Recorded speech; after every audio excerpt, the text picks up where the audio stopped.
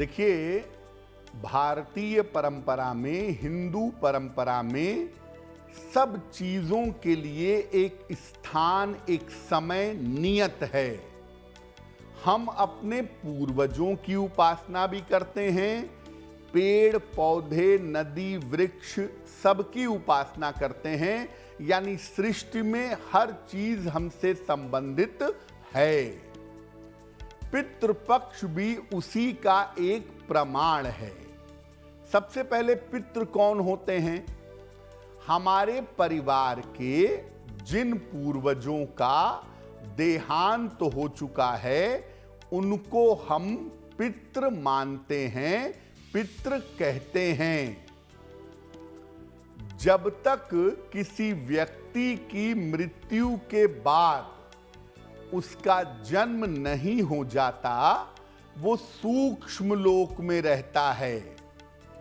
और ऐसा मानते हैं कि सामान्य जीवन में इन पितरों का आशीर्वाद सूक्ष्म लोक से परिवारजनों को मिलता रहता है। पितृपक्ष में पितृ धरती पर आकर अपने लोगों पर ध्यान देते हैं और आशीर्वाद देकर उनकी समस्याएं दूर करते हैं।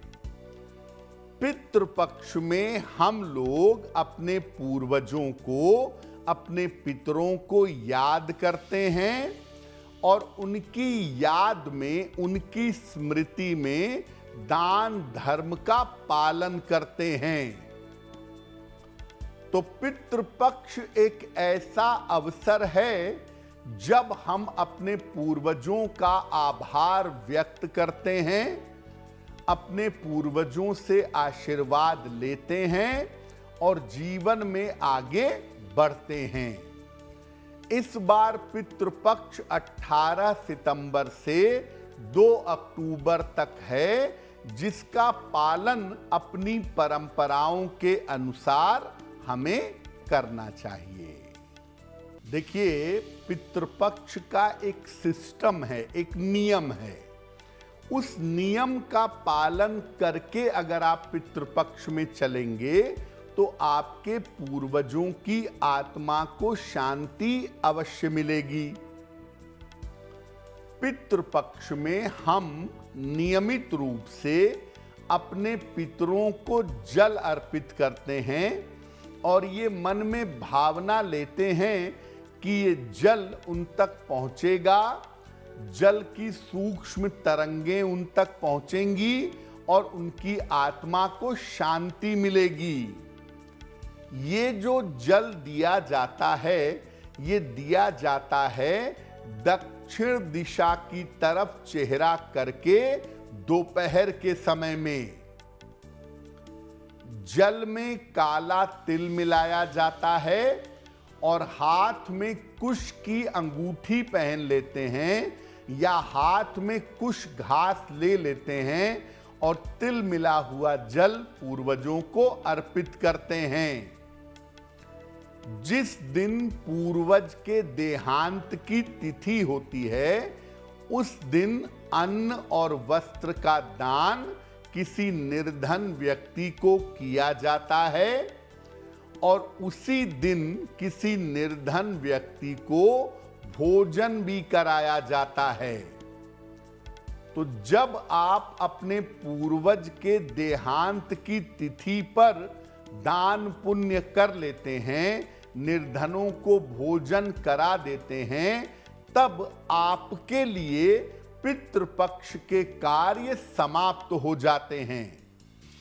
बहुत सारे लोग इसके बाद भी पितृ विसर्जन अमावस्या तक इंतजार करते हैं और पितृ विसर्जन अमावस्या पर भी दान आदि करके तब पितृपक्ष का समापन करते हैं।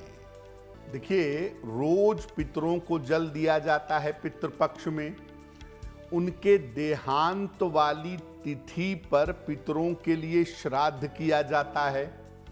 तो कौन पितरों को जल दे सकता है या कौन पितरों के लिए श्राद्ध कर सकता है, ये भी जानिए।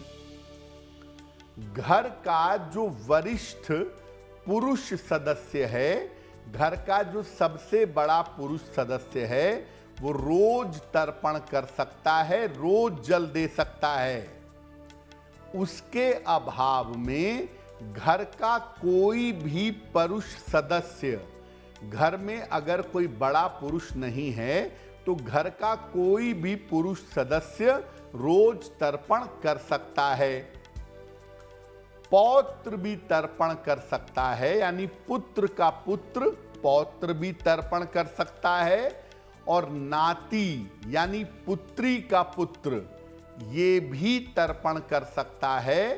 पौत्र और नाती को भी तर्पण और श्राद्ध का अधिकार होता है।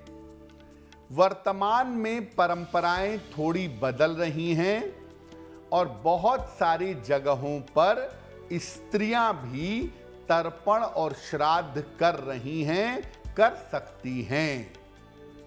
देखिए, श्रद्धा के साथ श्राद्ध होता है, तो आप तर्पण करें या श्राद्ध करें, श्रद्धा के साथ करें, और पितृपक्ष की जो सावधानियां हैं उनका पालन करें, उनका ध्यान रख करके अगर आप तर्पण करें, अगर आप श्राद्ध करें तो ज्यादा बेहतर होगा।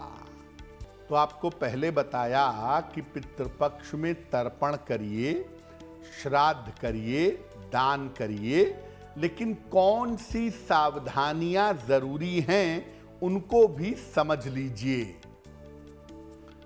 पितृपक्ष में दोनों समय स्नान करके, वस्त्र बदल करके पितरों को याद करना चाहिए।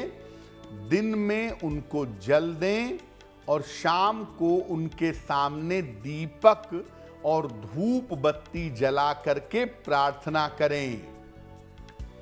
कुतप वेला में पितरों को तर्पण दें।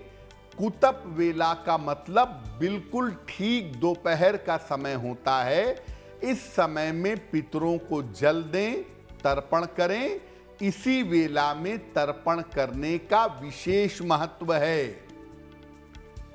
तर्पण में कुश जरूर हाथ में ले लें और जल में काले तिल मिला करके पितरों को तर्पण करें। कुश और काला तिल ये तर्पण में शामिल करना जरूरी है। जो कोई भी पितृपक्ष का पालन करेगा, यानी रोज जल देगा, रोज शाम को पूजा करेगा, उसे केवल एक वेला, केवल एक समय सात्विक भोजन ग्रहण करना चाहिए। यानी दिन में आप तर्पण करिए, शाम के समय केवल भोजन करिए, अच्छा होगा। पितृपक्ष में सात्विक भोजन ग्रहण करें। प्याज, लहसुन, मांस, मदिरा का प्रयोग न करें। जहां तक संभव हो दूध का प्रयोग आपको कम से कम करना चाहिए। वैसे भी आश्विन का महीना है, आश्विन में दूध का प्रयोग नहीं करना चाहिए। पितरों को हल्की सुगंध वाले सफेद फूल अर्पित करें। तीखी सुगंध वाले फूल वर्जित हैं। तीखी सुगंध वाले फूल अर्पित ना करें। दक्षिण दिशा की तरफ चेहरा करके अपने पितरों को तर्पण दें और उनका पिंडदान करिएगा।